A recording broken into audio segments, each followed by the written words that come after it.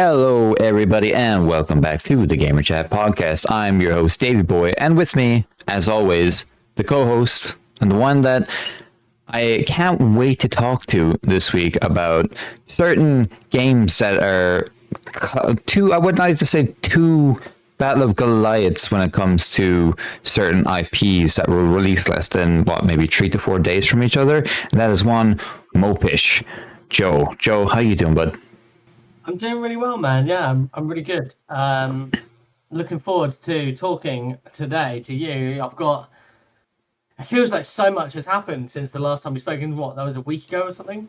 Yeah. Obviously, we've kept up throughout the week. I remember you sent me something about Baldur's Gate, and I actually I downloaded Baldur's Gate and I played it for about 10 minutes, and I was just like, I can't play Baldur's Gate right now.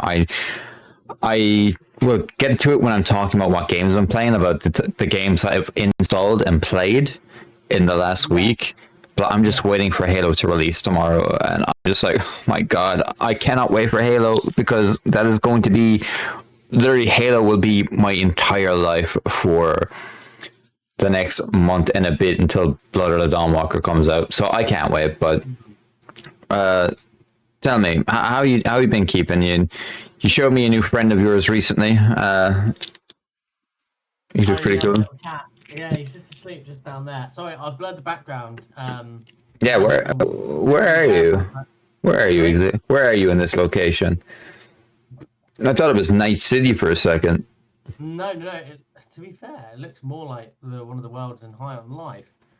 That too, actually. Yeah, good shot. But I don't think it is. In truth, I don't know where it is. I didn't look at the background. I just picked one that looked fun. It's just because I've got this new cat. He's got to be in here, so I've got a litter box, his little sleeping place, his carry case, and just loads of stuff in here. And I just thought no one needs to look at all of that. Yeah, that's fine. That's fine. But let's get a bit of mental and health section out of the way. Went to the gym today, and 2 exercises in, tweaked my lower back / hamstring area, and I was like, oh well, this is fantastic. I feel fine now, but I just didn't stretch properly before I started. So make sure you stretch, everyone, before you do it. And my entire right ass cheek just kind of locked up. So I tried to move on to squats, and I could just feel it, and I was like, this ain't it today. So I just kind of finished up early and then came home in pain, but feeling better now since I've taken a nap. But it was a bit sore. But you've been going for a few walks here and then, haven't you? Yeah. No, I went on about 8-9 mile one at the weekend, which was good. Goddamn. But yeah, dude, what happened to you is not the one. Yeah, no, I'll be fine. But I was just I literally went down on the hack squat machine, and when I came back up, I was like, that is not ideal. And then just took out the weight. Then I went over to just a normal squat rack and I just squatted body weight, and I was like, oof, I feel that in my lower back / right hamstring. I was like, god damn it. And I messaged my missus, and I was like, I think I'm just after pulling my ass cheek, but I'm not too sure. And she was like, what? And she came up because she was working out downstairs. The entire time I was just holding my ass cheek. I was like, I'm in pain.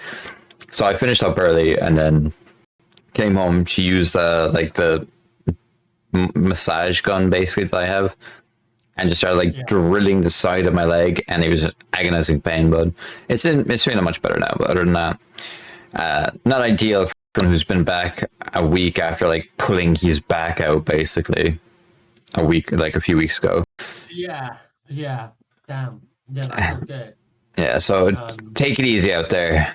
Make sure. Is that why you because when we spoke, you still hadn't slept, and is that why? Because you Yeah, I was in agonizing pain, doing stretches, trying to stretch out my hamstring, and I've been awake since What have I been awake? I've been awake since yesterday, like 6 p.m. before I took my nap.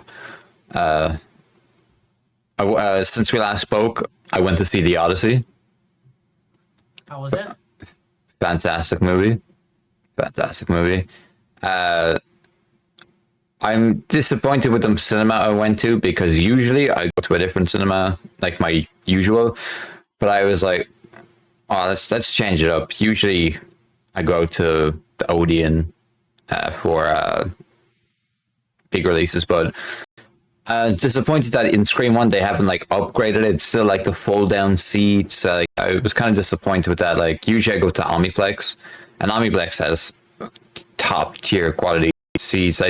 Tickets are more expensive, but it's worth the price. I mean, bear in mind we don't have IMAX here, and the last time in Ireland. Yeah, no, people are actually traveling from Ireland to England to go to the IBF screen in London, which the last time I was in London, I've been to, like, I remember I paid like €40 for my one singular ticket. The movie I saw in the 70mm was The Creator. I watched The Creator when I was in England. I find it crazy, like a guy comes out speaking to you about how the movie is, telling you where to go. Like I love that. So, like if I had my way, I'd travel over to watch the Odyssey in that because great movie. And like I've seen like comparison shots of how the movie was intended to be watched by Nolan, and then like obviously it's cropped down in the cinemas that we have here. So it is exciting to see. And I also went to the cinema last night to watch a movie called Obsession. It's like a horror / thriller.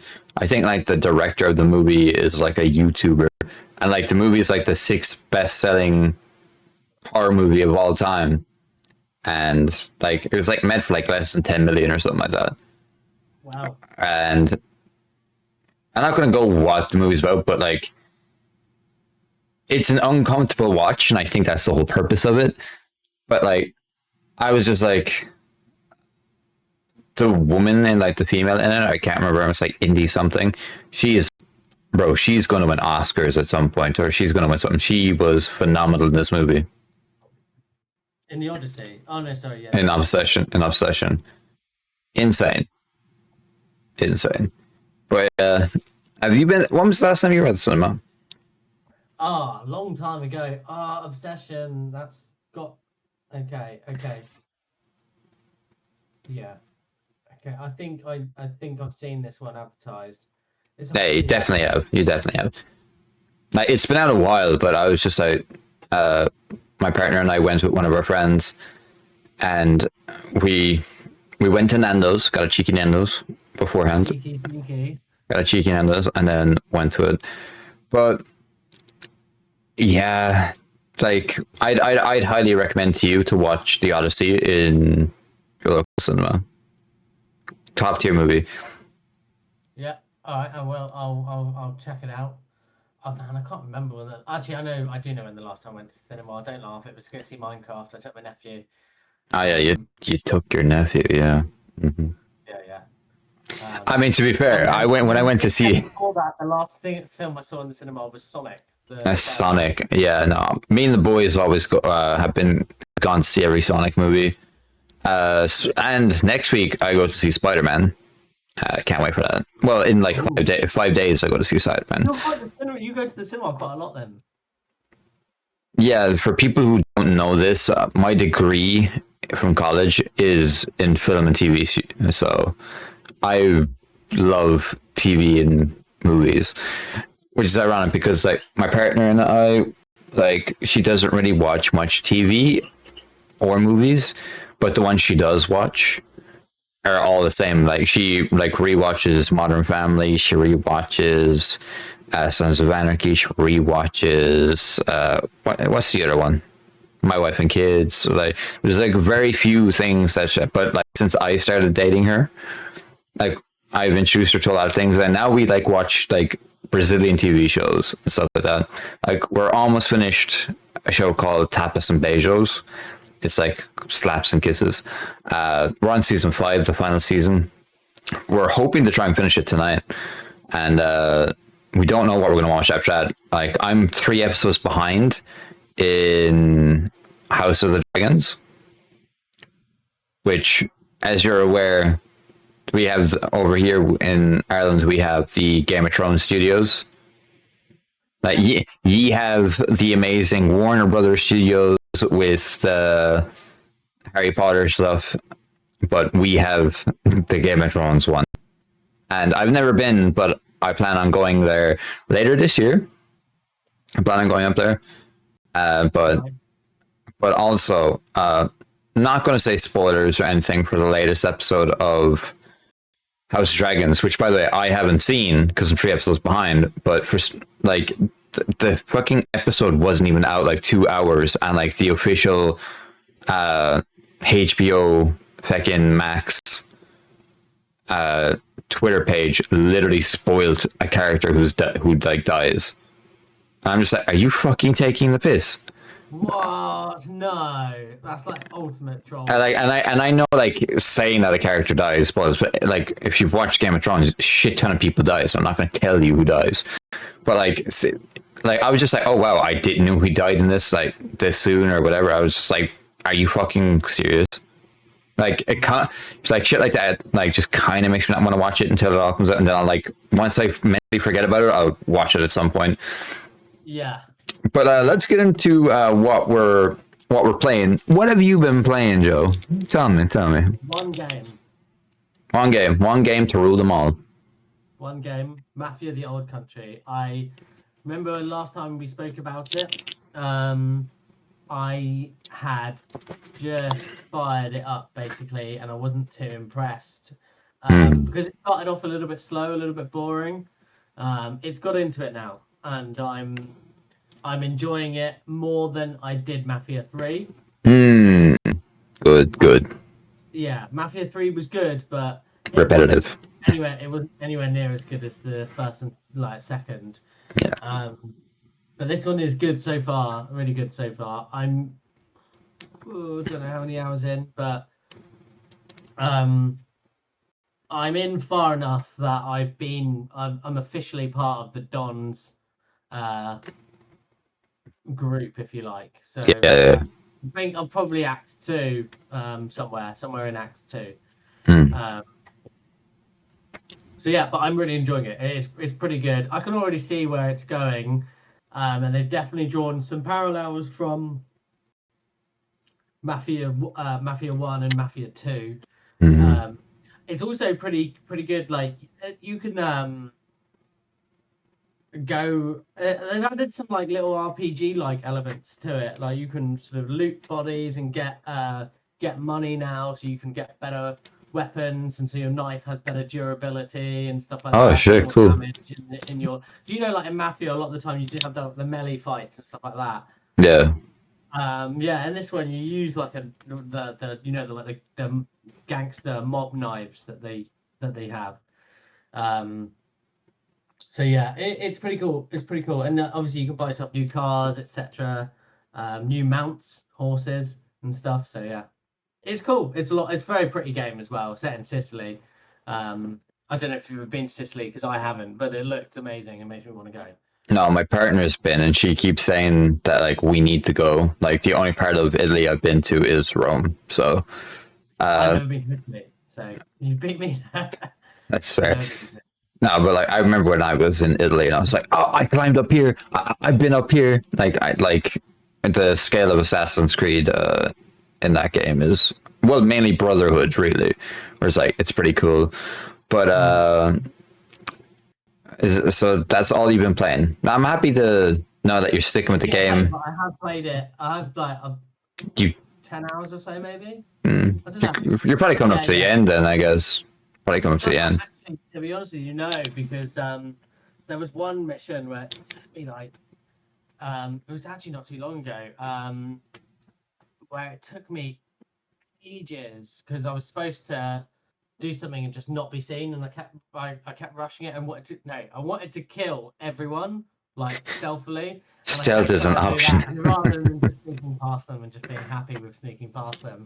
Yeah. It took me a long time. That must have taken me about an hour and a half. I'm in Act 2. I've not been I've not been smashing through it. Maybe 10 hours is too long. I'll have a little look on Steam. Yeah. But yeah, I that's all I've been playing. But I have been putting a decent amount of hours into it. No, that's cool. Like, Oh, hang on a moment. No. It's nowhere near. It's like I've been playing 7 hours. that's 7. I mean, that's still a pretty good chunk. That's like a whole unemployed day's worth. Yeah. Okay. Two, which normally there's only 3 acts, so yeah. Okay, that's decent. Yeah, for me, okay. I've had a busy week of gaming. So this one, I'll start off with actually a PlayStation news point, and then I'll lead into what I've been playing with that. Because I don't know if I actually put it in for my one, because I only just remembered now. So this is from the PlayStation part of our segment, so I'll remove that when it comes to it, but you'll understand what I'm talking about. So I've been playing Marathon, and in Marathon, they've released an experimental mode, which is called Vault Breaker. It's set in the Cryo Archive. The Cryo Archive, for those who don't know, is the end game. It is the end game map, which only releases from Friday to Tuesday, or well, Friday to Monday, or Thursday to Monday, I think. And it's basically a PvE mode that they're adding in. So no PvP, just you versus the AI, like CPU, and you power up across runs with a roguelike progression. Okay, and to overcome the UESE hordes, vault measures, and eventually you can even fight the compiler, which is like the big baddie of that kind of map. And usually it's available now from the 21st of July till the 4th of August, and it will be an official mode when season 3 starts in September. Why the fuck is everything in September? I'm sick to that. But so I've played maybe 3 to 4 hours of this, and I gotta say, man, it has potential. Like, it brought in an extra 10,000 people to try it out, and I don't want to beat the dead fucking horse for a second here, but it's gone back to under 2,000 concurrent players right now on Steam. What? Yeah, people didn't stick around. Like, they thought it was cool, like, and stuff like that, but do you know what Destiny has right now? 40. Hang on, I just shut Steam down, so tell me. 48,000 concurrent. Wow. Yeah. Sony messed up badly, and leading into the next game I have been playing Destiny. I'm doing what I do every week now. I've come to the decision when I'm going to hang up Destiny, and that is when I give myself, like, there's like this ranking system, and like, bear in mind, I'm a veteran. I've been playing Destiny since the relaunch of Destiny, but I've refused to do the challenges in the game to make me the highest rank, where it's called like immortal, basically, in the latest season. And once I hit that rank, like, I'm done with Destiny. To give myself like that inner peace, like, once I hit that, I'll go, because I've been helping a lot of people with the raids and dungeons. Like, there was this team last week I helped, and I was like, yeah, guys, like, I'm on like every Sunday and Monday. So if you need help, like, I added like 2 or 3 of them. They're cool guys, and like I helped them with another raid, and like they didn't know like much about these raids, so like I helped them through it. And it's nice seeing people enjoy encountering their first raid for the first time, and like, it's a special moment. As someone who was there day one for Vault of Glass, which changed Destiny forever, was there for Crota, was there for King's Fall, all these like amazing fucking raids, and like, these guys, their first raid was the Last Witch, which was basically maybe the 4th raid or 5th raid, I think. But I told them, guys, the next raid you have to do is Vault of Glass. You have to experience what Destiny is like at its like best. So we did that.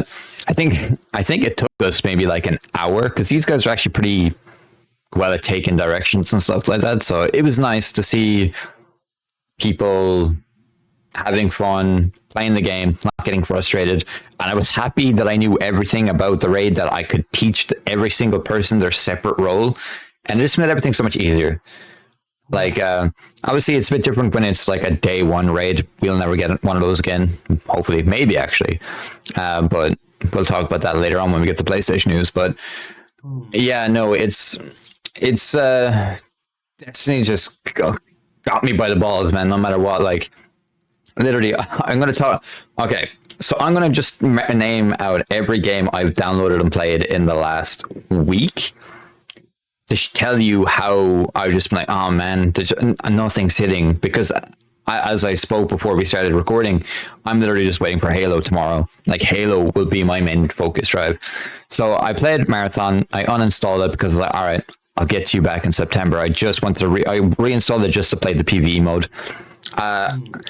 This one, I'm not sure how you're going to react now. It's going to be interesting. So the Elder Scrolls 5 Skyrim, I uninstalled. I have a funny feeling we're going to get a newer version of that game that's kind of like the Oblivion remake before we get Elder Scrolls 6.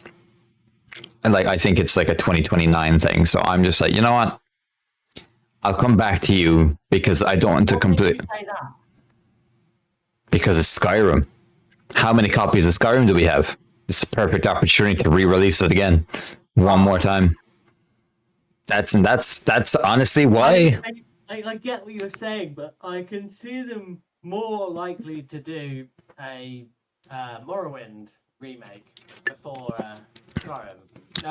No, if they were to do a Morrowind thing, it's bear in mind that the engine of Morrowind, it'll make it a lot harder to do. I mean, I hope you're right, and I hope I'm wrong. I'd rather see a. I agree with you. Yeah, and to be fair, they would not be able to take the combat that's in that game. There's so much work to be done. To today's. No, it's there's a lot of work to be done to that, as opposed to they could easily just do like have what they did with Oblivion, keep the engine, just brand new paint on them.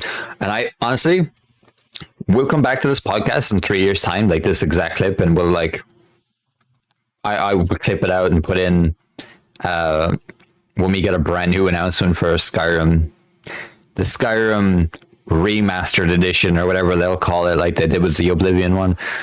Like, I'm guarantee you they will do that. Guarantee you that. This is what's going to happen. We're going to get the Fallout 3 remake, or sorry, remaster, Fallout 70 New Vegas remaster, and we'll get a Skyrim one that will all lead up into Elder Scrolls 6 in 2020 or 2030 even. I think I would be very, very pissed off if they do a Skyrim remake. I mean, it's been some time. It's been some time, you know.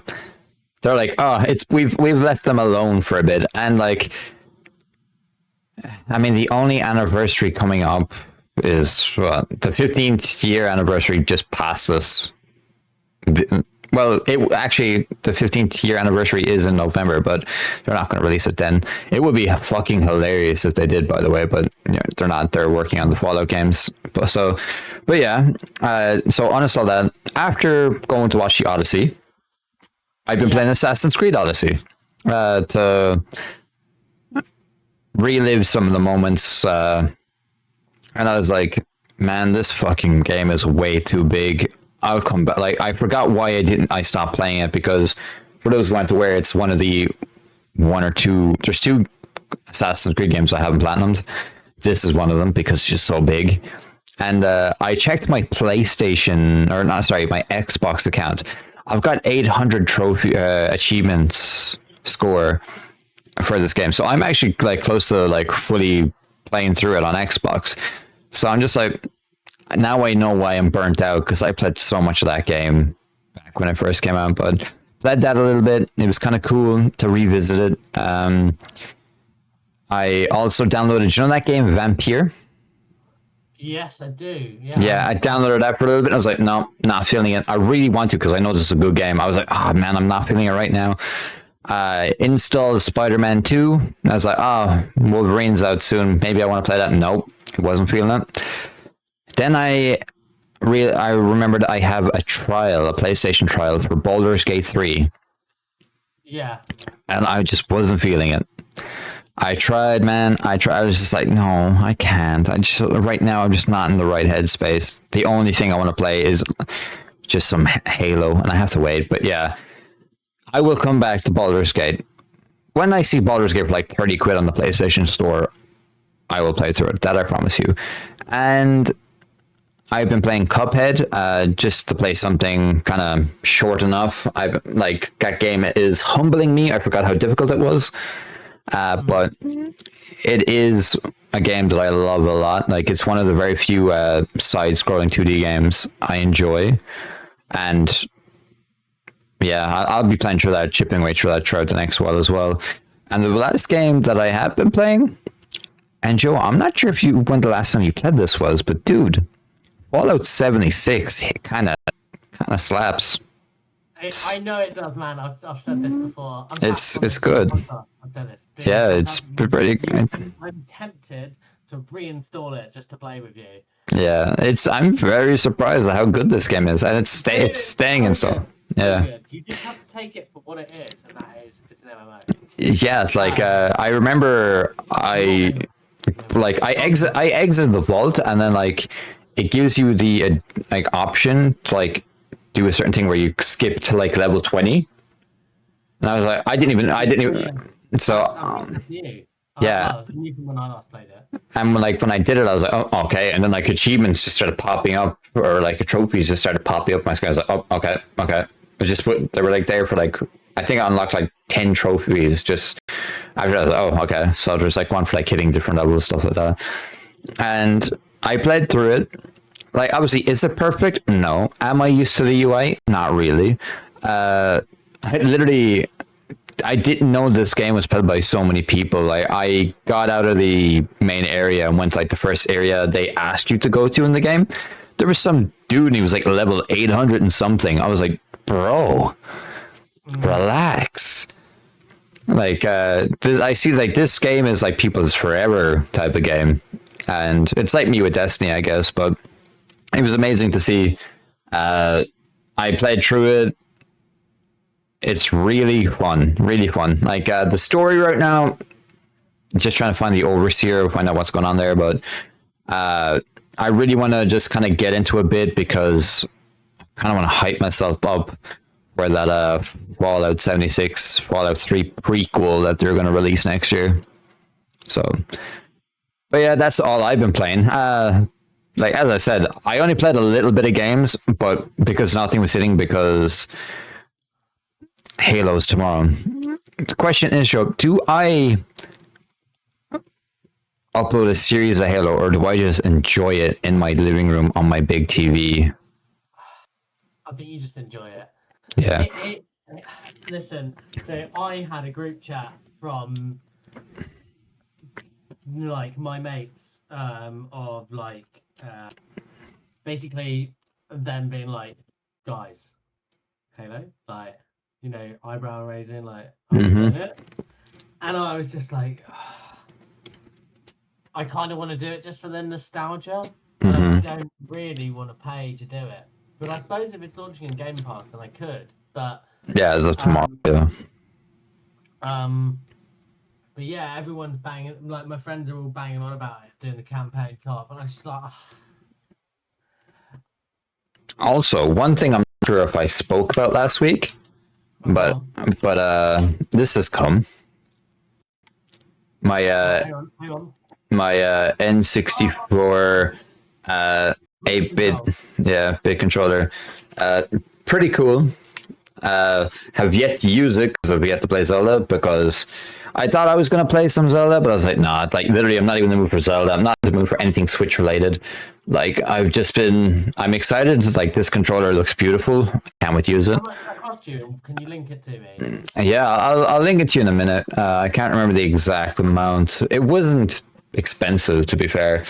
But let's get into that. But while I look for that, Joe, let's get into the what is in the world of third-party games. Let's talk about Ed Boon being a bit cheeky on Twitter/X.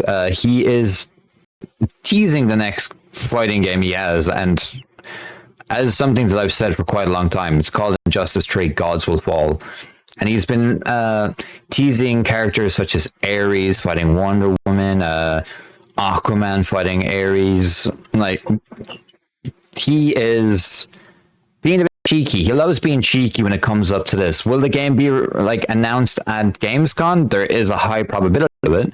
But I do see this game being announced by the end of the year, because I'm pretty sure we were going to see it at the last games, or at the last Game Awards, but we didn't. But yeah, you're not really a fighting fan, are you? Like, fighting game fan? Yeah, I'm not really, if I'm honest with you. Don't get me wrong, I enjoy playing them for short bursts, and then I enjoy not playing them then for a very long time after that. If yeah. that makes sense. Mm-hmm. The only people I have to play them against is my little nephew, who's when he most of the like I ever beat him, and then I feel bad because I've beaten him because he's 10, 11, something like that. Or he beats me, and then I feel incredibly shit because I've lost to a kid of that age. So,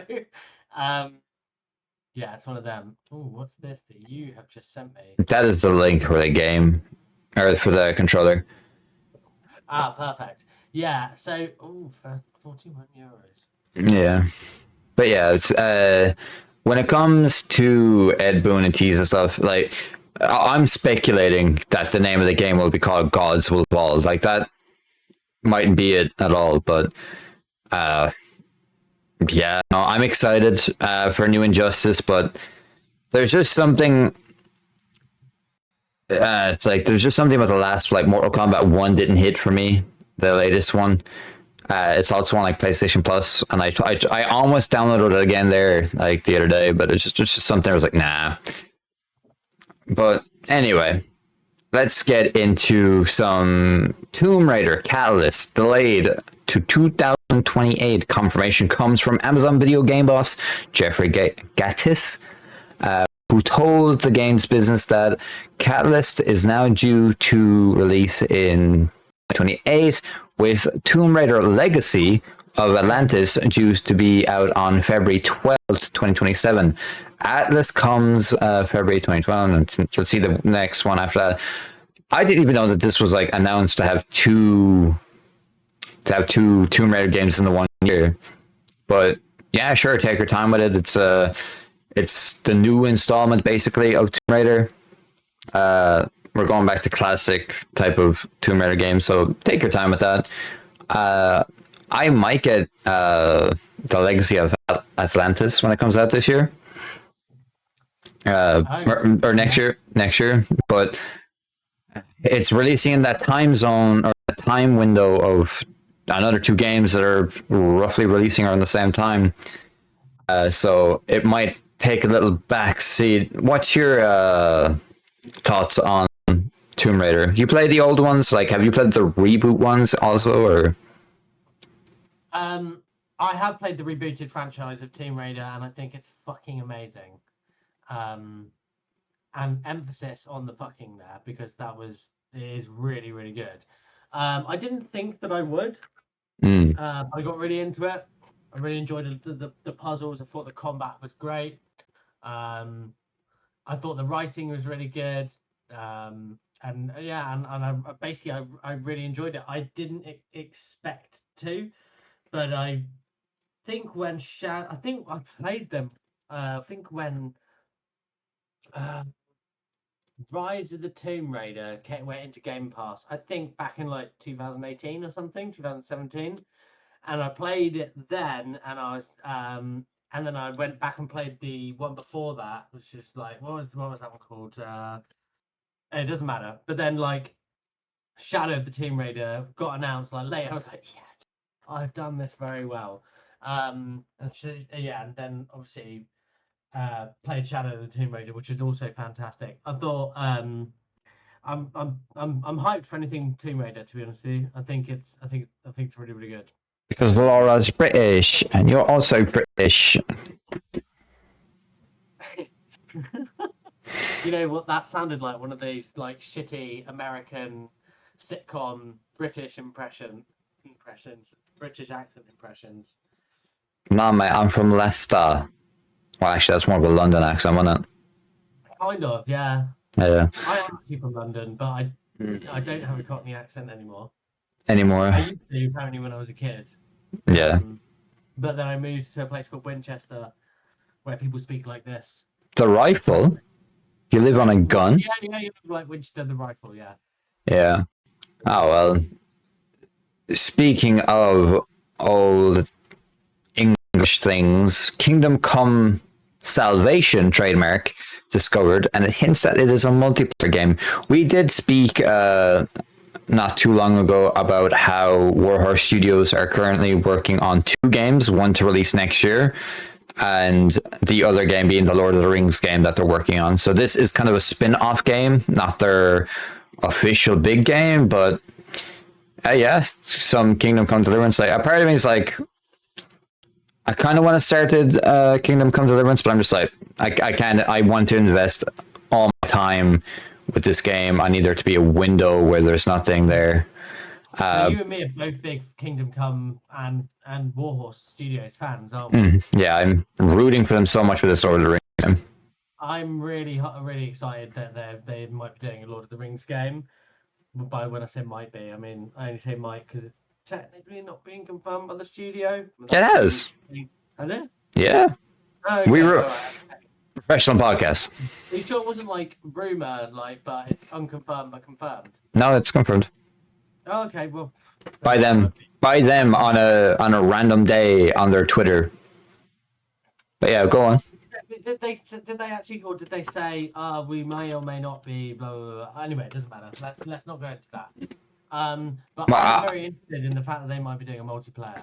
Yeah, so just to cut you off, I'll just go into it. So on the 20th of May, they posted, "You might have heard the rumors. It's time to travel, or time to reveal what we're working on." And then one of them says an open world Middle-earth RPG. And then the other one is a new Kingdom Come adventure. So they did confirm it. But yeah, so yeah, Kingdom Come Deliverance or Kingdom Come Salvation, a multiplayer game. I wonder if Henry is involved or if it's some character within the game universe. I'm looking forward to it. Like, I wonder if it, do you know what would be cool? If it's like this big, like, battle royale, like in a circle type of brawling game with the combat. You know what I'm trying to say? Like, yeah, but there's a game like that, isn't there already? I can't remember what it's called. I wanted to say Mountain Blade Bannerlord, but that's not the game. Chivalry 2. Sorry, Chivalry. That's the one. Yeah. I mean, maybe, but but like, it'd be interesting to see. Like, obviously, we'll see more of it later this year because it's releasing next year. So hopefully, we'll see some at some point this year. But yeah, that is the Kingdom Come Deliverance news. I hope you're not a big fan of Lady Gaga's Judas because it's a terrible song. No, I'm only messing. Judas appears to be struggling, as according to Jason Schreier over on Bloomberg, says presumptively to think Judas will ever actually come out. That is a big statement. Our boy Ken Levine seems to be having a bit of trouble. This game was supposed to come out next year or this year. Like, people were speculating to see it again soon because when we last saw it was like the Game Awards last year, the year before. I've never played a BioShock game. I own all the BioShock games, but my plan was to play through them closer to when we actually got an actual release date for this game. Obviously, they're not the exact same, but they're Ken Levine games, and this is supposed to be his big, new, ambitious game. And 2K giving him all the time in the world because they know how amazing person he is. But I'm a bit disappointed if this game doesn't come out. What about you? Have you ever played a Bioshock game? You a Ken Levine fan? Yeah, I do like Bioshock, and I am gutted, but I am actually more gutted than you think. Like, remember that game by oh, Can you mention the game? sorry? Can you just say the name of the game? Do you remember that?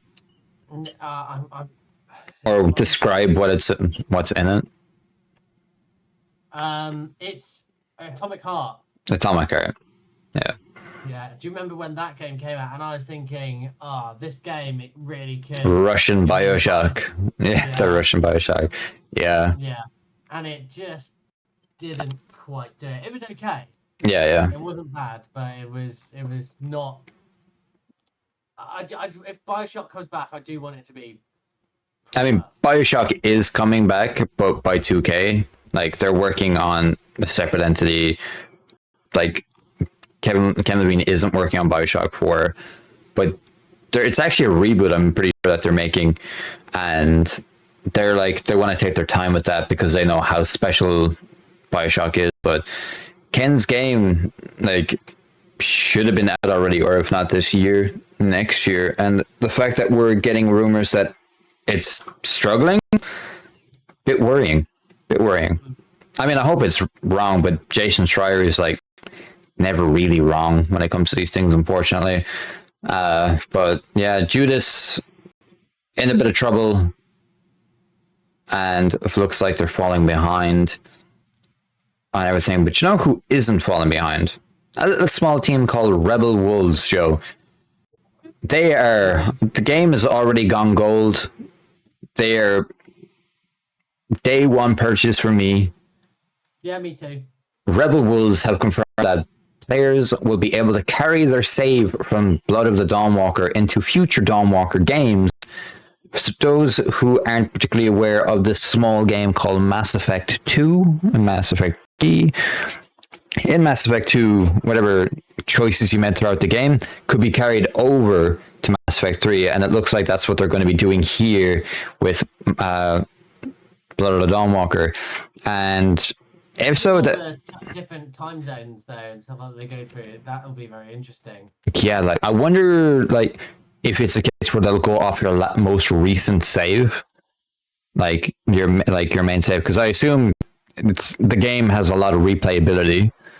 I'm going to be playing it more than once, but like I wonder if it's a case, because it's one of those games where I want to get the platinum for it because it looks like it sends a lot of time. And bear in mind, I've also come up with my opinion that I'm not going to be platinuming a lot of games, only ones that I really want to.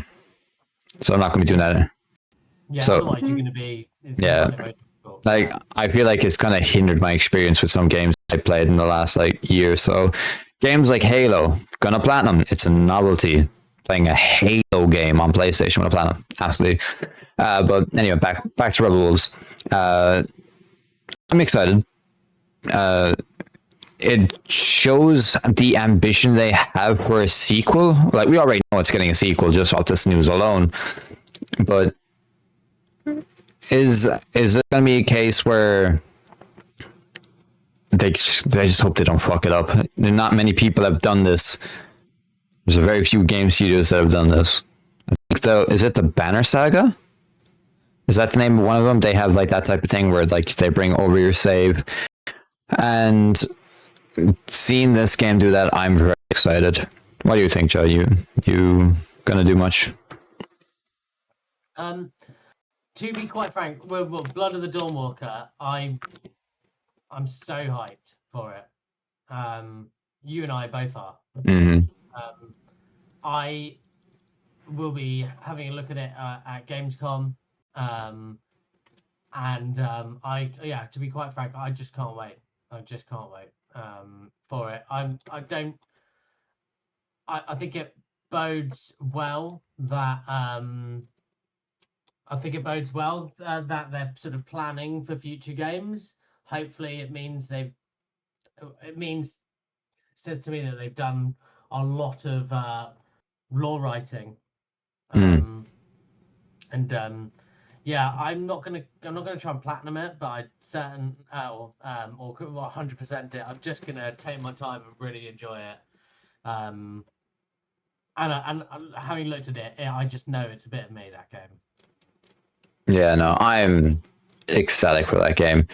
Like, it's not where I'm going to go out of my way to. The first thing I think about is the platinum. I'm going to play through it a few times and enjoy it, and then like try to go for the platinum, like I did with The Witcher 3. But yeah, no, I'm pretty excited. Hmm? I said, speaking of The Witcher 3, though, type thing. Yeah, The Witcher 3 Wild Hunt, the Song of the Past, is pretty much going to have a hefty reveal at the Gamescom show, where we're going to see pretty much one minor story / quest from the DLC, the setup of the game, which will lead into 4. And it's going to be at Gamescom, which is less than a month away. So by this time next month, we'll have seen what this game DLC is going to be like, which I'm very excited for. Very, very excited for. Yeah, I think there aren't that many people who aren't excited for this, mate. Yeah. Game sold millions of copies, but one of the better RPGs. I still can't believe, bro, cannot process that this game came out the same year as Fallout 4. It really just shat on Bethesda when it came to an RPG level when it came out.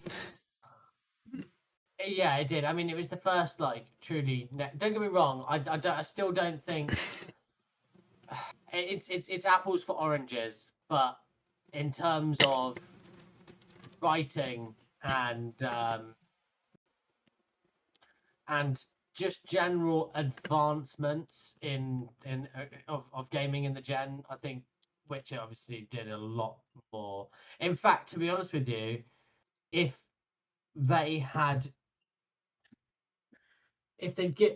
gone a little bit better into the writing side of things and the story in the quests and stuff like that in Fallout 4 over what they did in The Witcher, over giving almost too much choice type thing, I think Fallout 4 would have done a lot better. Maybe, but I just think it's the standard that people hold other RPGs. I feel like, not to bad Bethesda, but like even playing through Starfield and playing through Cyberpunk. Bear in mind, Cyberpunk had its issues at the start, but Cyberpunk runs rings around Starfield when it comes to the gameplay, the stories, and like the characters, the way everything is shown. Like, it's a massive leap. Like, and I'm obviously, when it comes to Elder Scrolls, I don't particularly care. I'm going to play the shit out of the game when it comes out. Like, but I think it's more so the lack of loading screens in 20 Jesus Christ, Cyberpunk, and I swear to God, if we play through the Elder Scrolls 6, bro, and there's like a shit ton of loading screens, it kind of ruins the immersion of the game. When you see like a lot of games nowadays, like just have seamlessly open world big games that just like, oh, you want to go through here? Don't worry, don't have to press loading screen, the door will just open, you know? Yeah, I'm not even too fussed too much about the loading screens. For me, with the Bethesda games, it's about it's really been about the writing. The writing has been poor. Combat the thing is, the combat also is not amazing. Yeah. Like, you know, you take the Witcher combat and okay, maybe it's a little bit hardcore.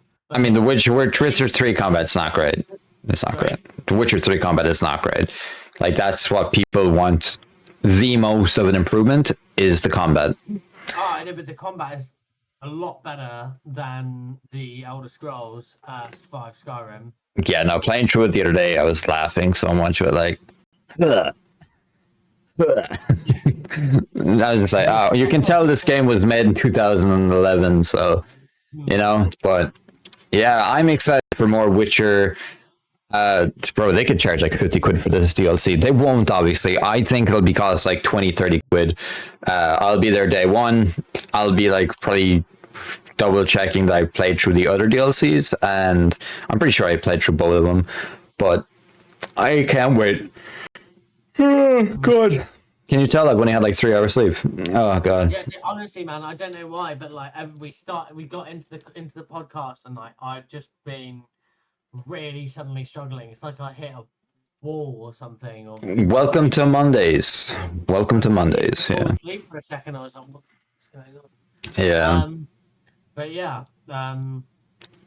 Let's talk about the Dinoblade game that sold over 36,000 copies on Steam in 24 hours. Do you know what the Dinoblade is? Do you ever see that GIF on Twitter of that Spinosaurus or something like that? That it's like flipping a sword and doing crazy shit. Yeah. That's this game. This is the game officially released by Team Spino. Like it's amazing to see the game is finally released. But yeah. 36,000 copies in 24 hours for an indie game made by one guy. That's pretty cool. Pretty cool. Yeah. But what isn't pretty cool, though, Joe, is Far Cry's extraction shooter has been cancelled. After years of development, the game is finally just dead. And I'm pretty sure we reported last week or the week before that there's also the new Far Cry game. And do you think there'll be hints of the extraction shooter type stuff in this game, or you think it's just kind of going to move away from that completely? I think it could be like, baked into like multiplayer elements of it, or there'll be like a mode in the game whereby you can. Remember The Division? Yeah, of course. You know when you go into the Dark Zone. Yeah. Dark Zone, yeah. By the way, that's the official. Something like that. That was the first extraction shooter mode, by the way, in any game. Yeah. Ahead of their time, ironically enough. Mm-hmm. But yeah, it could be something like that within Far Cry. possibly. Yeah, you could be right. Yeah. Because the quote that we were sourcing, by the way, is Tom Henderson from Insider Gaming. Far Cry's extraction shooter has been cancelled, and it says instead a new ambitious Far Cry game has entered development at Ubisoft. So, Yeah, we'll see when we see it. Yeah. But this infamous Far Cry 7 game is probably around the corner of being announced, so I'm okay with that. You know what? It feels like it's been long enough for me now where I'm actually excited for the next Far Cry. I can't even remember. I know like Far Cry 6 like had that famous guy. Henry, no, sorry. That's the FIFA president. Yeah. Carlo Zito? Yeah, that's the one. But yeah, I'm excited for it. Let's get on to some rumors from Dusk Golem. I'm not sure if you know who Dusk Golem is. He has been basically the main person that leaks information about anything Capcom and mainly Resident Evil. And he states that both Resident Evil Requiem and Veronica will both receive major story DLCs. And I don't know why Veronica is going to have a new DLC. I'm not familiar with Code Veronica. I've never played it. This will be the first time I play it. But it says, for the makeup of lack of spin-offs, Requiem's DLC is eyeing a late 2027 release, and Veronica probably 2028. However, Code Veronica is releasing like probably early 2027, so anywhere between January and March, I'd say, is when that game's going to come out. I'm excited. Capcom is firing on all cylinders. We are literally less than 2 months away from Onimusha being released. And by the way, Joe, I'm not sure if you know, that is the second game that Capcom have pushed up its release date. They pushed up Pragmata, and they pushed up Onimusha. They are firing on all cylinders. I really hope Onimusha does well. I won't be buying it at launch. I'll play it later, but it releases a day after Blood of the Dawnwalker, and I'm not purchasing that. I'm sorry. I'm going to be getting Blood of the Dawnwalker, and that's where I'm going to be for the next while. Like, I've got 2 weeks then until Wolverine comes out. So, like, as we know, September is a bloodbath as it is. So, but that is all the news in third party. Fuck me, it's been a bit busy. And we've got one bit of Nintendo news, I guess. Nothing else is released when it comes to this, so it's going to be interesting to talk about. Square Enix has announced that Final Fantasy XIV for Nintendo Switch 2 has a release date of August 4th. And Joe, this game is going to be a whopping 117 gigs. It's going to be the highest, it's the biggest game on, like, storage wise on the Switch 2 currently when it releases. Pretty sure that's like just one game you can have, and they're just gonna be that, like, it's rough. But yeah, happy to see that they're gonna be bringing another console into the fan base. Hopefully people play it on the go. Yeah. I won't be playing it there. I'll be playing it on PlayStation. That's just how I will do at some point. But it's nice to see they are advocating for this. But unfortunately, you will still need Final Fantasy XIV membership to play online, though, even though you have everything else. It's pretty stupid, I know, but oh well.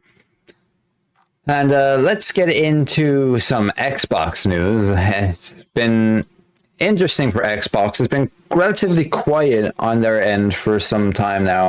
I'm actually kind of surprised compared to other news that we're going to talk about later. But Xbox has paid more for Stalker 2 to make an exclusive as opposed to its entire development cost, according to Sergey Gryakovici. I'm sorry for butchering that name, but it's like Sergey Gryakovici or something like that. But it's the Game World founder spoke about the decision to release it as a timed exclusive on Xbox. We took more than the cost of it. We took more than it cost for the Stalker 2. It paid for itself for the first day. That's very interesting. I know that team had a massive problem because of the war, being a Ukrainian studio. The reason Xbox was interested in Stalker 2 is because of how well the game's trailers performed online. When they looked at the number of views on the trailer, they quickly joined. They brought in all documents for us to sign in about a week. So yeah, basically, people saw how well the trailer was like, and they're like, yeah, timed exclusivity on that. Oh wait, it cost you how much to develop the game? Well, double it. We'll give you double. To be fair, that game was supposed to release in 2022. Mm-hmm. But unfortunately, obviously it was delayed because of COVID, but also it was delayed because Vladimir Putin was just like, fuck you, Ukraine, type thing. And you know, that studio went through fucking hell, like a lot of Ukrainians. And yeah, it's when did it come out? Was it 2024 in the end? Yeah, I think 2 years ago, yeah, the end of the year. So it came out 2 years ago, 2024, and it came out, so they've had to fund an extra Xbox paid, and this game had another 2 years worth, and if they funded that, it's going to be some kind of astronomical fee that they paid. Has to be, and the fact that the game paid for itself before it even launched is insane. Yeah, that's true. How well it's doing now, I don't know. Like, I know what they finally there was like a feature in the game. It was like the A system or something like that, where like the world kind of moved and lived while you were offline and stuff like that, and that was broken at launch. But I think they've like fixed that. It's not really a game. Like, I own all the Stalker series on my PC, but I've never played through it. So it's. I'm happy to see that it's doing well. Is it even on PlayStation yet? I don't know if it's on PlayStation. Yeah, Stalker is on PlayStation. Yeah, released last year in November, I think. Okay. But yeah, interesting to see. Joe, what else is interesting, Joe? Go on. Xbox has announced backwards compatibility for PC. Play 4 original Xbox titles across supported PCs and handsets today, with more on the way. Let me just tell you the games that they've announced.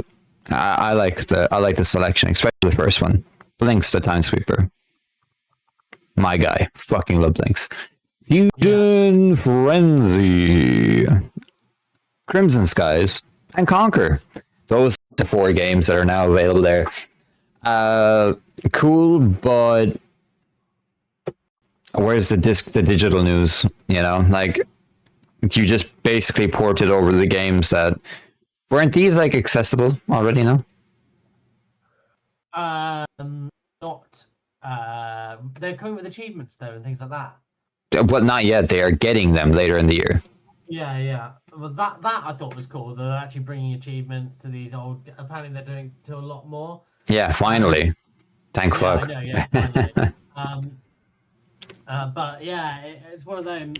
I'm kind of none of those games that were cited before were of interest to me, but there are quite a few from that generation that I would consider going back and playing. Yeah, dude. Blinks the Timesweeper is fucking awesome. One of my favorites original Xbox titles. Was it? Yeah, one of my favorites. I own it on the I bought it on the Xbox, like when they re-released it. So I played through. I think I played through it like 2 years ago. I think, like, on stream, and it doesn't hold up well at all. But it's still a great game. Not at all. Yeah. But yeah, there's a fair few games that I would like to play in the from the OG Xbox era, but yeah, none of those 4 are not any of them. Yeah, and this is another thing that I don't think a lot of people will be up for either. Today, Xbox will begin a public test that enables Xbox insiders to stream selected games from their library at no additional cost and with no subscription required. Through a simple new ad-supported option, our overall goal is simple: to give players more affordable options to play. The goal of this public test is to see how players use the ad-supported streaming and listening to their feedback. As we experiment, we want to be clear about the principles we hold for ad-supported experiences. Then it goes into, we start with the player. Ads should create value. We do not interrupt the flow of the gameplay. We hold ads to do the same quality bar as our content. We make sure that the ads fit whatever the player is playing on said platform. I do not give a flying fuck about this. If you telling me I'm playing through Gears of War 3 and a certain particular fucking thing happens where you hear, damn, no, and then all of a sudden you get a fucking ad for some stupid shit, like, you know... I don't think, I know it's what they're doing. It's more of an affordable thing. Some people will play it. Like, I know through mobile, like certain games nowadays that you play, like every fucking mission or level you beat, there's an ad. And like, you have to wait like 30 seconds where you can skip it, shit like that. But, to be honest with you, I don't see this as an issue if it could be done in a way that it's not an issue. Oh, absolutely. Like, I think if it was for Xbox mobile games or Xbox casual games as a way of getting that's how they reach their billion players Yeah, playing those days. Yeah, very true. And you make there's a free to play, a free tier to your service where you get to play these games, and it's ads, and you just make it focused around the mobile platform because those are the people who want to play free content. Like, the people who buy consoles or have consoles and stuff like that and stuff. They are the people, and PC and stuff like that. Those are your people who buy premium content. Whereas mobile is very much a free to play ecosystem or microtransaction-y. Yeah. Yeah. I mean, it's for someone, but it ain't fucking for me. I'll tell you that much. I do not give a flying fuck. I am not playing that shit. No, me too. I'm just saying commercially, I think it's actually not a terrible idea if it's done right. But I saw it getting bashed quite a lot. Yeah, I mean, I just don't care. Like, I know what it's for. Like, they want to compete in the mobile market and that type of space. But let's, that is all the Xbox news. Can you believe that's all the Xbox news this week? No big drama thing. Yeah, it's nice. They just need to shut up for a little while to be. Watch it. Like, we're recording this on the 27th at like quarter to 6, and watch them drop a fucking ridiculous bombshell tomorrow or some stupid shit now after us recording. Yeah, like, I've been keeping an eye on yeah, but let's. But you know who has had a busy week? PlayStation. PlayStation's had a busy week, which will. There's so much PlayStation news. They were at the San Diego Comic-Con panels. I suppose we'll start with the big one. God of War, LAUFEY has a release date. February 16th, 2027. Which is what? I'm pretty sure that is 4 days before Fable's early access. So you're telling me that to imagine this, like, obviously, there's two ways to look at this, okay? If Fable, which we both said in the sort of pre-show, if you like. There's two ways to look at this. If Fable stayed exclusive, LAUFEY would sell more copies. Yeah. But because of the fact that it's also on PlayStation and PC and Xbox, it'll sell more than LAUFEY. But for me, that wasn't the biggest news at that entire conference. The biggest news of that conference is that Cory Barlog confirmed they're working on a new God of War game with Kratos, after this, pretty much straight away. Yeah.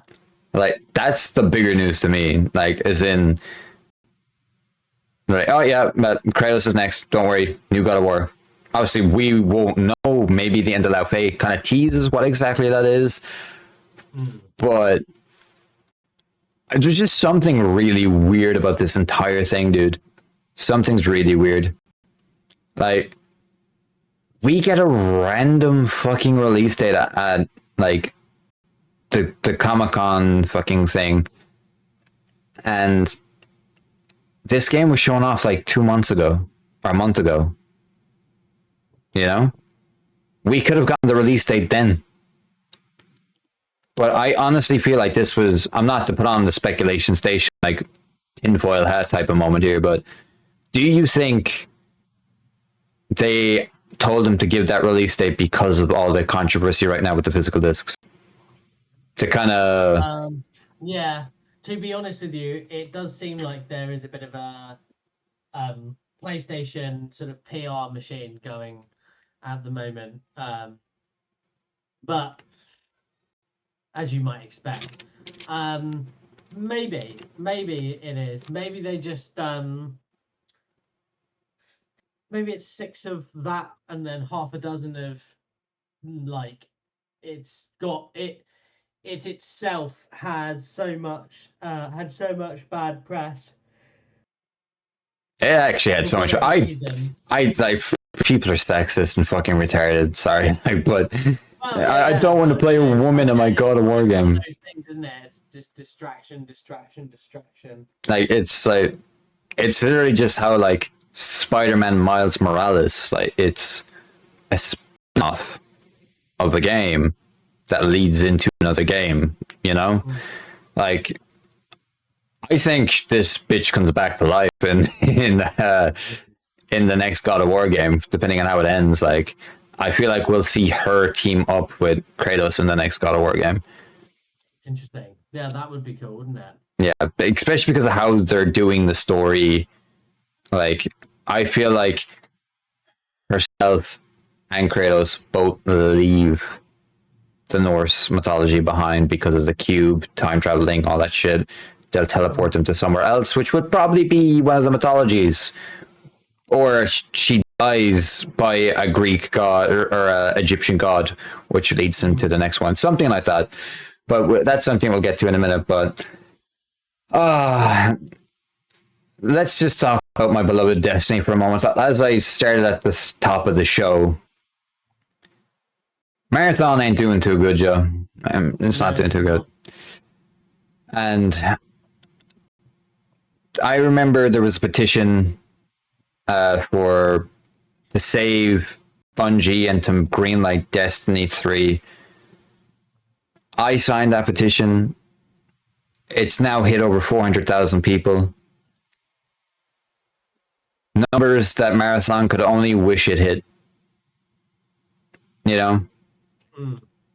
If this is a big warning sign for Sony to get on that second phone and be like, look, I don't think you seem to understand how much trouble Sony are in. Not even from a gaming point, by the way. Like, there's more statistics coming out lately that there's not a lot of people going to be buying the PlayStation 6. Did you see how many people are projected to buy the PlayStation 6 in the first year? No. How many? Like 5 million to 7 million. The thing is, they will sell quickly. No, I don't think they. I don't think they will. Early doors they will, because you get the tech infuse, and the thing is, mate, with physical products, you can only make certain amounts in. Do you know what I mean? In one go, and they will sell quickly. There'll be scalpers, and there'll be the early adopters.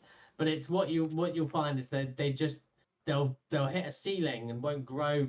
But they won't grow anymore because the everyday person just doesn't buy them because they're too expensive. Yeah, I mean, like, developers are having to get people to not, like, they're removing their game from PlayStation 4 to try and get people to move over to the PS5. But you say early adopters, all right, but I want you to answer this like question for me, because some people can't seem to answer for me online. What are you being an early adopter for game-wise? What is the purpose of owning that? There is only one obvious thing to get the handheld. That's the thing. Like, it's the console and the handheld. But there's no real reason to own a PlayStation 6 when all of the games that are going to be on PS6 are going to be on PlayStation 5. So I worry for Sony in that point, man. I worry for Sony, like, because, like, if they don't sell a lot of consoles, they better hope that people are at least buying into the PS5 ecosystem, which they probably will. GTA 6 will have a substantial amount of people buying new consoles for that. But what do you think about the Bungie and Destiny situation hitting 400,000 signatures? I think it shows a clear. I think it shows very, very clearly that PlayStation and Bungie are really fucking themselves 10-0 here. I don't think it will do anything because I told you they just don't care. And in like 5 or 10 years time, you know, they'll probably come back and be like, we're doing another Destiny, and everyone's gonna be like, what? They're gonna be like, we're genius, if like we told you that however many years ago.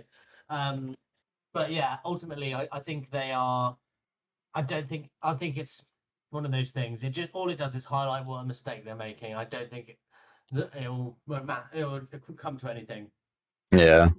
Well, something that kind of writes itself here with a new PlayStation controller patent showcases a controller with no physical buttons. The controller will feature digital buttons and will let users pick where the buttons are located on the controller. This is cool. This is cool. Yeah, but first they take away our physical discs, now they're taking away our physical buttons. Like, can we not have something, Sony? No? I think I get it. I think it's cool though. Yeah, it is. It's yeah, it seems like the innovative is what it is, and it's. Do you know what it speaks to me? It says to me that there's multiple different devices, which we know, but like, you think it'll like emulate the case of a PS2, PS3 controller, PS4 controller type of thing? I think it gives people the ability to play how they want to play. But no, I just think it's the sort of thing whereby it will allow digital buttons to let users pick which buttons are located where. Digital buttons. That almost suggests touchscreen to me. Yeah, definitely. Yeah, so like in a way, like a mobile type of thing. Exactly. Yeah. But it's just ironic that this patent is revealed, and people find it like during the time where they're taking physical games from us, and now they're taking away our buttons. You can't have anything physical when it comes to them anymore. It just writes itself. It's how funny it is. But I think it's a bit. I mean, it kind of reminds me of the old concept of like the Xbox 720 type of thing, where you see like the old futuristic controller, that type of thing, you know? Don't get me wrong, it is actually a really cool idea and very useful. However, just the timing's not great for it. Mind you, this isn't exactly an announcement, is it? It's not like it's. Oh no, this isn't an announcement at all. This is just a patent that was leaked. Like, so. Exactly. Yeah. Bear in mind, this might even come to fruition. Like, we might never see this. It might come to fruition. Yeah. So I hope it does, because it sounds really cool. Hey, but we're the Game Chat podcast. We kind of have to say things when they happen in case they do actually get announced. And we're like, see, we told you about this when such and such. It's what we do. And the next one's kind of funny. There was a PlayStation outage. I want to say 2-3 days ago, and there was an Xbox one recently as well. Today, yeah. And the PlayStation outage. So people were blowing this way out of proportion. I understand about the whole digital games can't play. I could go into my gaming catalog and I could download games from my catalog and play them. Like, that was something that I could do. However, I couldn't go onto the PlayStation Store, onto the PlayStation Plus, and play a game, because whenever I tried to do that, it said, oh, there's a problem. That was annoying. And leading into this, Joe, I want to throw on my speculation hat here. Go. I speculate that come November, when GTA comes out, there are going to be several personal attacks on PlayStation where you can't access the game. You think? Because of it being a digital only. You think it's anonymous type thing? I think there will be so much hatred towards Sony when it comes to this type of thing, that people will try to stop people from playing the game to make a point about digital games. Bear in mind, I hope that doesn't happen. I don't disagree with you. It's the sort of thing that people would do. Like, people are petty. Yes, it's petty, but and to be fair, yes, it's petty, and it would really fucking piss me off. But me too. I booked off work for it. Like, this is the problem, right? If people would actually kicked up a stink about it once discs just became license keys, then we'd have. Do you know what I mean? Then we'd be having a different discussion. But they are basically just license keys anyway. Like, you haven't owned your digital content in ages. You just had your license on a physical, with the license on a physical disc. You've not owned anything in a long time. Like, Yeah. Gone is the time to where you should. Don't get me wrong. Actually, I'm not against fighting it. It's the time where you would have had a better chance at winning was 15 years ago, whenever it was. Mm-hmm. Um, I but think I think that it could have serious ramifications where they will be laws brought in for they're not people. going to do that. That's the thing is that won't happen You don't until. think the EU will make No, sure that no, people own? I do. I'm very well versed in EU competition laws and stuff. But Because what I'm saying is, my business only exists because of it, because of Steam and everything like that. But I don't think the competition. This isn't going to come into effect until PlayStation actually do it. I know, but but while physical games still exist and they're in other stores still, blah blah blah, they can't do anything because technically Sony haven't done anything yet. I know, but it's kind of the fact that people want to push ownership of digital licenses now, as opposed to if you're buying like a game, like, and it's no longer on the storefront and things like that. Like the example, I know it's like a stupid example, but PT, for instance, the only way you can play PT is if the game is still installed and updated on your original copy of your PlayStation 4. But like if I bought a game in 2010, 14, something like that, I want to be able to still play that game all this time later. Like the digital, same thing about licensing, yeah, but if we're moving into this era where we're going digital only, there needs to be one of two things: the pricing changes on digital games, or the ownership changes on digital games. Yeah, and they're not gonna. Yeah, I agree with you, mate. I'm Yeah. fully on board with the whole digital ownership. I'm well on board with that. And people, like I said, people won't like this, but the blockchain is actually the way to do that. Mm-hmm. Because it gives you you're able to resell it. And I don't. Again, I don't mean it with in the whole sort of like crypto bro sense, like oh yeah, no, we just want this price to go up. I mean it as the either the license or the data is on is on the blockchain, and you can, when you fire it up, you can resell it basically. Well, you can, when you fire up, when you're done with it, sorry, you can resell it. Sorry, it's been a long day. Yeah, Um, no, and obviously the price in which you can sell it at is basically is dictated by the market conditions, basically. Like there's a game, for example, which I saw the other day by WB Games, and it's not, you can't buy it anymore. It's a Lord of the Rings games.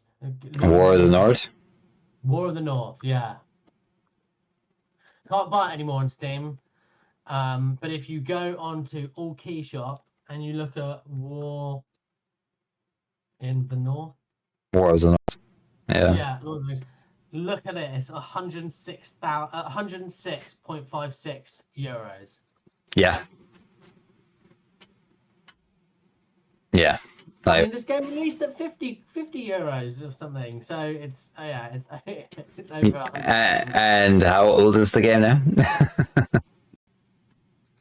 Well, exactly. Yeah. Yeah. When did it come out? And A long time ago. It was a PlayStation 3 game, yeah, so a while back.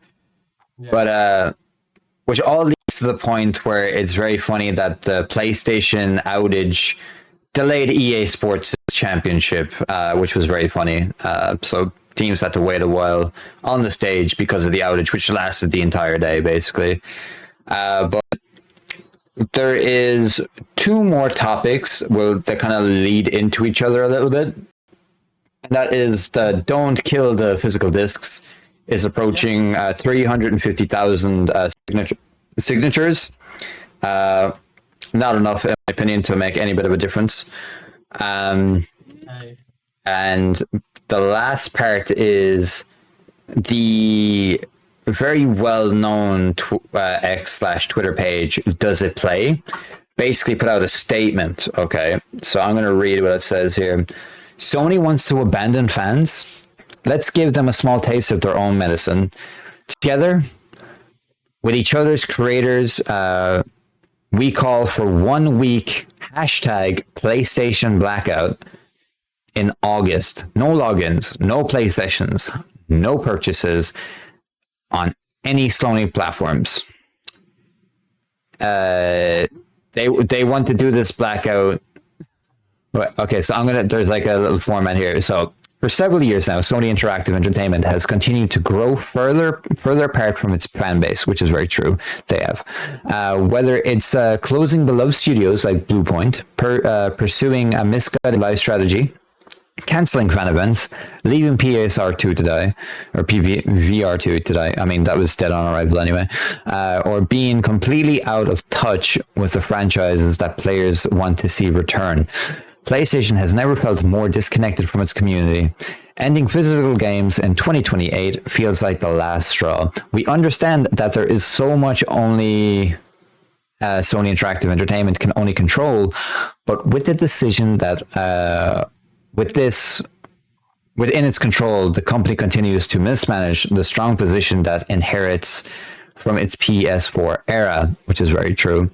That entire how to use a game thing just really backfired. There are so many issues with PlayStation right now. Bringing back physical games would only meet players halfway. There's so much for Sony Interactive that they can do. We miss Twisted Metal, SOCOM, Sly Cooper, Resistance. We miss the PlayStation experience. We miss Japan Studios. I miss Japan Studios too. They used to make some great games. With all that, we are calling on PlayStation players to participate in an economic and gameplay blackout from Sunday, August 23rd at 7 p.m. local time through Sunday, August 30th at 7 p.m. local time. Players can participate by turning off their consoles or logging out for 7 days. We feel that this period gives publishers and developers minimal impact while giving players a voice. Hashtag PS Blackout. Joe, yeah, no, not for me, but yeah, no, that's around the same time that Beast Reincarnation comes out. So here's the thing. I think it's a good shout because it's one of those vote with your wallet type things. But I don't think it's gonna. It's not gonna make a difference, not at all. No, well, it's just not enough people are gonna do it, mate. It's like one of these things, like I'm gonna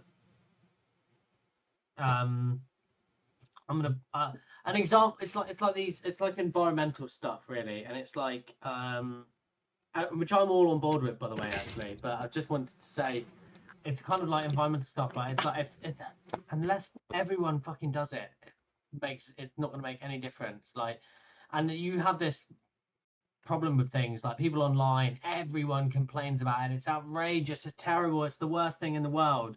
And then what you find is basically no one actually puts their money where their mouth is and doesn't. And people buy things anyway, and it's like, and what gets learned is that there's no such thing as bad publicity. Yeah, absolutely. And I think the perfect example for this type of thing is remember they announced the cancellation of the discs and everything like that, and people are like, I'm canceling my PS Plus subscription. Bear in mind, I'm not renewing mine. Mine ends in December, and I'm not getting a new one. And boom, a week later, hey everyone, Black Ops 1 and 2 are now available on the PlayStation Store. Wait, what? Okay, they both had over 5 million players each. I wonder how many of them people were also people that you need a PlayStation Plus subscription to play multiplayer. How many people did they gain more subscribers to PlayStation Plus than they did previously? Had people cancelled? It'd be just so funny if we get some crazy fucking announcement around August time. I'm like obviously, or I say obviously, we should fucking have a GTA 3 or GTA 6 trailer 3 by then. Like people will log into their PlayStations, buy the game digitally, like, you know. There's people that are not like, there's going to be the hardcore people that do it, but I mean, I've got games to play. Like, I have goals to hit. Like, I need to try and finish Halo and Platinum Halo before September 3rd. I'm not taking a weekend off. That is the only time I can play that game to do such thing. Bear in mind, I love physical media. Dawnwalker, Halo, these are all games that I'm buying physically, even though like some of it's on the disc. I mean, we know that Red Bulls has confirmed that the Blood of the Dawnwalker is fully on the disc, but it's like shouting down an empty well and waiting for someone to shout back at you. Like, no one's gonna, like, Sony are not going to do anything. I understand, like, do you know the way they were talking about recently the sales for certain games? Yeah. I mean, that's completely misconstrued. Like, when it sounds worse than it is, like, there's still millions of people that bought those copies of games that released. Like, they thought, like, a lot of games that they release digitally for independent studios that don't release physical games. Yeah, of course, that's fine. But when you people are like, oh, like the 7 games are like Crimson Desert, fucking Requiem, like Saros, like, people still like, there's still like 900,000 people that bought Requiem physically. That's still a shit ton of people. Yeah. You know, like the best strategy moving forward is you keep physical games, but you charge more for them now. That's the, like, oh, you want a physical copy of a game? Pay 100 quid. Mm. You know, that's the only way. Like, that's what Nintendo does. Like, it's cheaper to buy the game digitally than it is to have it physically. That's how it should be. Yeah, the way it's always should have been. Like, I should be paying, like, I'm picking up Halo tomorrow, and I'm getting it cheaper physically than I could on the PlayStation Store. Make it make sense. Make it make sense. But yo, that is this week's weekly news. As long as nothing else has happened in the past, like 20 minutes. I've just seen a thing about from Insider Gaming about Fable being uncomfortably over budget. I mean, I believe it. Yeah, let's just. I mean, it's surprising absolutely no one, but still. Yeah, so this is an article from Insider Gaming from Sam Sepiol. Fable is reportedly uncomfortably over budget. A new Fable report has revealed that Playground Games have gone way over budget than it said for its upcoming title, Fable. Surprising fucking no one, but Fable has experienced several delays since its initial announcement. The first trailer was released in 2023, but the game's launch has been postponed from 2025 to 2026 and now to 2027. Along with these delays, it appears that Playground Games may have exceeded their budget for their upcoming title. Yeah, that's kind of bloody obvious. Like, that game has had not the best, what you call it, hasn't had the best development cycle. I feel like for a while they weren't sure what they wanted the game to be. Like, but overall, it won't make its money back, but it will sell a massive chunk of copies. Like, it will reach. We know how well a company will do. Well, it's hard when it comes to Xbox because they will always say players now as opposed to copies. You know? Like, for instance, like, it said a lot for Ubisoft when they said that Assassin's Creed Shadows like hit like 5 million players as opposed to 5 million copies, but like literally like less than a week of Assassin's Creed Black Flag, it said that it sold like 3.5 million copies. You know, that's the important factor when it comes to all this, is how many copies it sold. Like, we know when LAUFEY gets its like release, and when we see the copy sold, like, we'll know what ballpark we're looking at. Like Saros, I don't think Saros, correct me if I'm wrong, but I don't think that game sold well. I don't think it did. Yeah, I think it sold like maybe 1 million copies less. And I know that sounds, wow, 1 million, like, it sounds like a lot. No, not for the budget. Like, yeah. They might have just broken even, maybe. You hope. And I'm not saying that it's a bad game. It's just, it's a game that nobody wanted. Or at least it'll be well below the forecast and therefore under budget. Well, not under budget, but under poor performance. And you don't even want that, to be honest with you. Yeah. I'm just double checking a few things here in regarding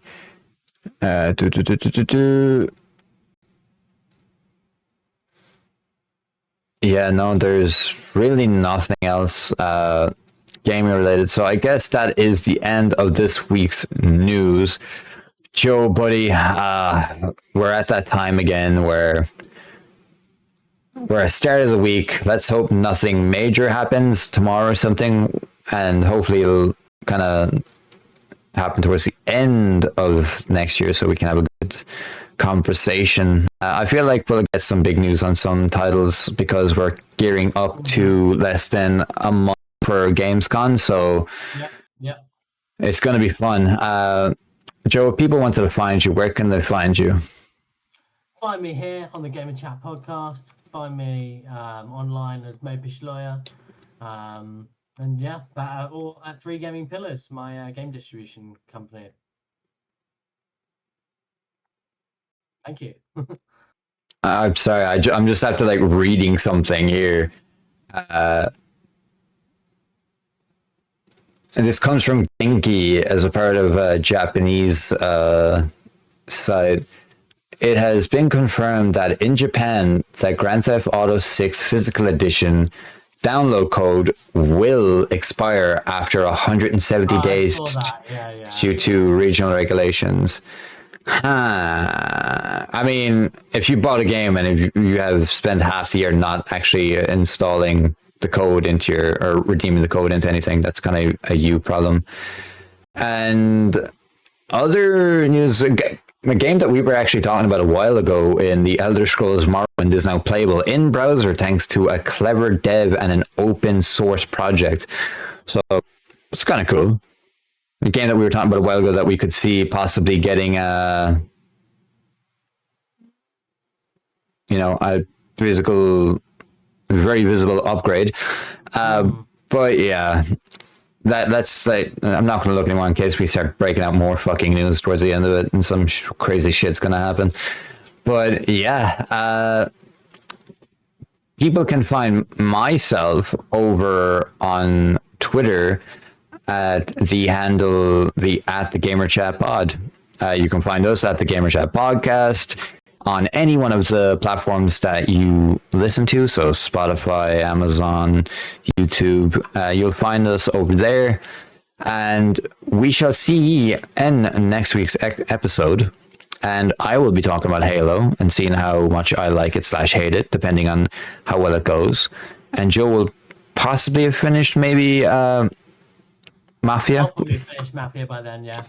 Yeah, so thank you everyone for listening, and we shall see you all in the next episode.